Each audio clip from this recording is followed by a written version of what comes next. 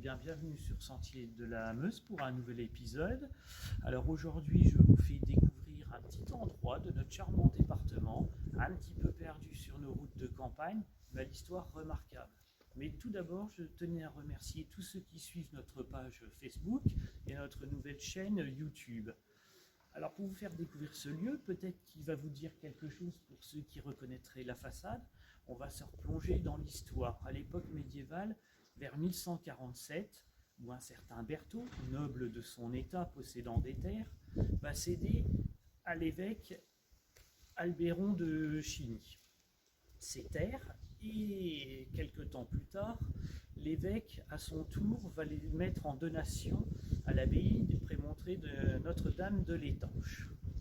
Et donc, un petit monastère, somme toute de petite taille et relativement modeste, va être construit. Et ce monastère va couler des jours paisibles comme parmi tant d'autres. Mais comme les voies du Seigneur sont impénétrables, un petit peu plus tard, de beau matin, quelques bûcherons du village qui devaient accomplir leur labeur de dure besogne pour aller couper des arbres dans les forêts aux alentours vont, semble-t-il, entendre comme des voix. Intrigués, ces trois braves hommes vont avancer lentement et puis ça va devenir un chant. Alors ils vont se laisser guider, intrigués par ce chant qui est l'Ave Maria. Donc ces braves bûcherons vont suivre le chemin de ces voix pour atterrir, se retrouver près d'une source, à l'orée d'un bois. Et là, miracle, ils vont découvrir une statue de la Vierge. Aussitôt, ils vont prévenir un ermite, un soi-disant Martin. Lui va avoir la garde de cette statue de la Vierge et forcément, ça va se répandre comme une traînée de poudre.